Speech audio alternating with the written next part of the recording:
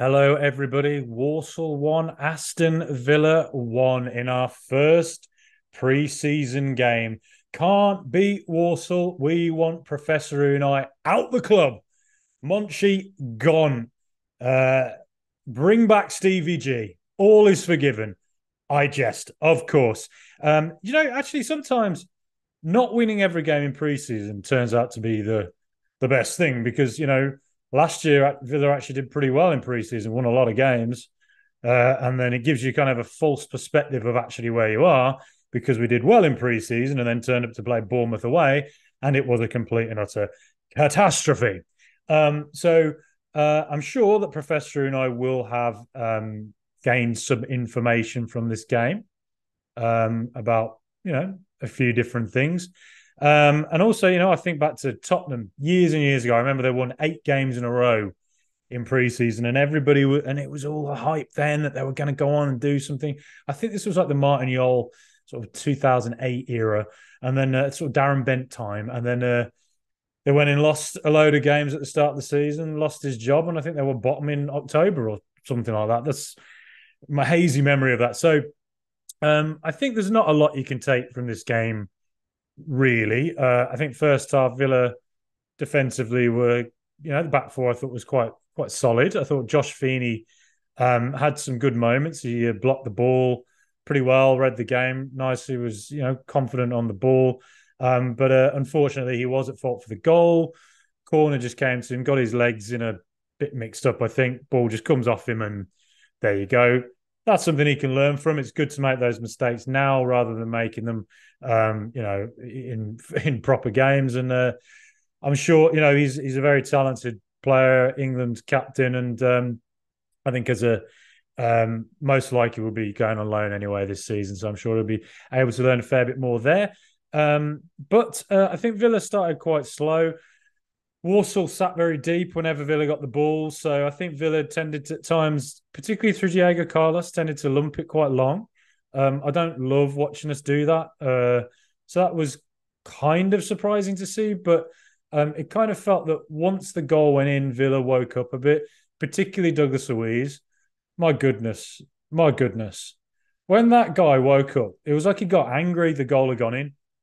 The guy, technically, is so good at football. It's just, even just in your first preseason game away at Walsall, everybody's still a little bit on the beach. You're sort of rubbing the sand off your arms. You're getting the water out your ears. You're still thinking about that margarita you had down in Mykonos or wherever it is the footballers hang out.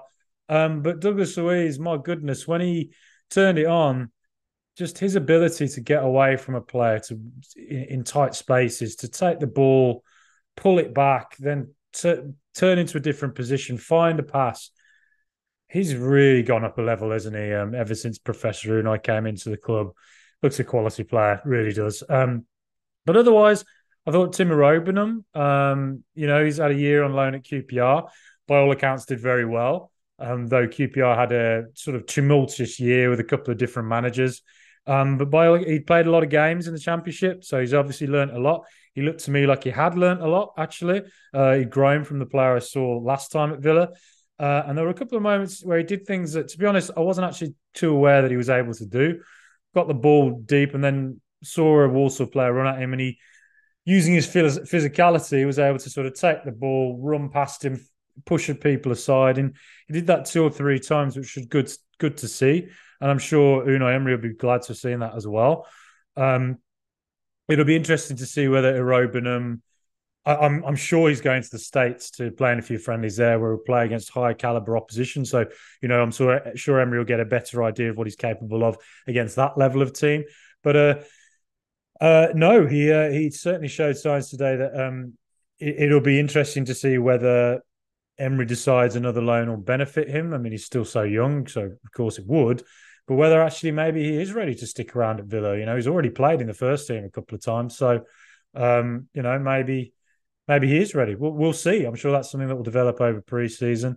And Jaden Philogene Badace, again, another player who's clearly got something. He did, got a friend who's a Cardiff supporter who liked him at Cardiff. So he also slow start by everybody, but when Philogene turned it on, a couple of really good moments. He showed that again in pre-season last year, showed it a couple of times for Cardiff, and showed it again today, where he can just run at a player, take him on, find a nice pass. And the penalty we got, that was Philogene trying to get weaving through two players, and it was too much to handle for the Walsall players, brought him down, and Ollie Watkins dispatched that penalty with such ferocity. Loved it. Hopefully he can become our regular penalty taker, Watkins, and can become a very confident one. Sometimes when he lines up for a penalty, I'm not always massively confident he's going to put it away. So, hopefully that's something he has worked on in training, will work on in pre-season.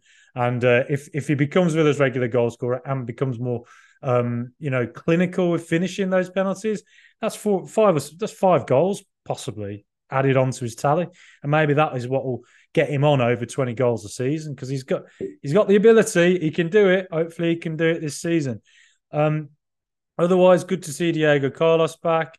Good to see him get 60 minutes as he works his way back to fitness.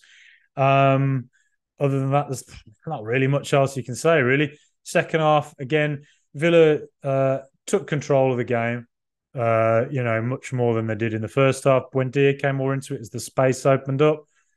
Got lots of nice, intricate play. Good stuff all round. But those substitutes then came in sort of the hour mark, and it basically became our youth team. So Walsall got back into it a bit more. But I would say with Villa, a couple of good signs. Caden Young, every time I've seen him play, there's clearly something there. He's very confident, good, skillful player. Him and Philogene, the two of them, exact same position, really, do quite similar things. So again, both are so young. I think Caden Young's probably more likely to go on loan this season. Philogene, I'm intrigued to see what comes of him, whether Unai sees him as a project he can work on. If it has been reported Leon Bailey's available for transfer, so if Bailey were to go, Philogene's there, isn't he? And I wouldn't be surprised if maybe Emery does see him and thinks that's a project I can work on till January. And if it ain't working out, well, there's always a loan available in the winter. But it's difficult to say without knowing what the transfers are going to be. Moussa Diaby, if he comes in, does he play on the right? Does he play off Watkins? If Bailey doesn't go, then that's still another space there. But I think Young and Philogene both really do look like they've got something, 100%. Whether that's in the Premier League, we'll have to wait and find out. But there's reason to be excited by what they can do.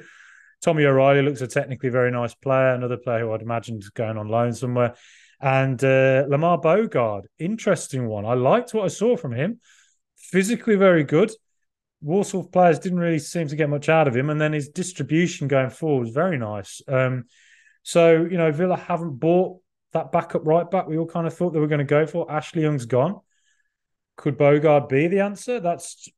We'll wait and see. Again, pre-season will probably tell us what Emery maybe sees in them. But whatever happens, in Unai we trust, of course. So it ended 1-1. Few good displays from a few of the young players. You saw the quality of Douglas Luiz. I thought, God, you just see why that man is a Brazilian international, don't you? Lovely player.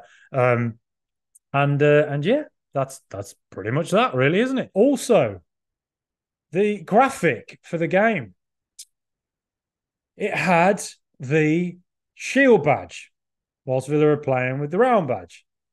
It's confusing, isn't it? I still, even for the graphics for this podcast, we don't really know what to do, because we're like, do we keep the Shield? Do we go around? I prefer the Shield. I've grown up with the Shield. It's all I've ever known. So to me, that's always going to be the one I have the most emotional resonance with. I prefer the design of it. That's just my opinion on it. I think it looks more like a Villa thing. Seeing the round badge, it's going to take me a lot of time to get used to it. I'm sorry, it is. It is. But yeah, we'll see. Look, exciting times at Villa. Moussa Diaby, we'll see what happens there. Pau Torres has turned up. why can't you be excited about Super Aston Villa? Please subscribe. Subscribe if you hate the Blues. Subscribe if you don't like West Brom. And really subscribe if you think Villa are going to do the business this season. Up the mighty Villa.